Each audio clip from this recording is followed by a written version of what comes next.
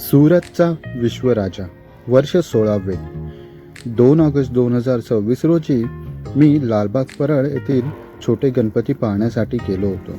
परत येताना मला या बाप्पाचे आगमन दिसले. हे मी या वर्षातलं पाहिले माझे पहिले बाप्पाचे आगमन. मंडळींनो, आता मी तुम्हाला सुरतचा विश्वराजा या बाप्पाबद्दल थोडी माहिती देतो. हा गुजरातमधील सुरत शहरात अत्यंत प्रसिद्ध आणि भव्य असा सार्वजनिक गणेशोत्सव आहे. या बाप्पाच्या आगमनाची आणि दर्शनाची जय्यत तयारी दरवर्षी केली जाते. बाप्पाची मूर्ती आणि त्याचा प्रवास मुंबई ते सुरत असा अत्यंत दिमागदार आणि भक्तिमय वातावरणात पार पडतो. तिकडच्या आपण मंडळातील एका भक्तजनाला विचारले.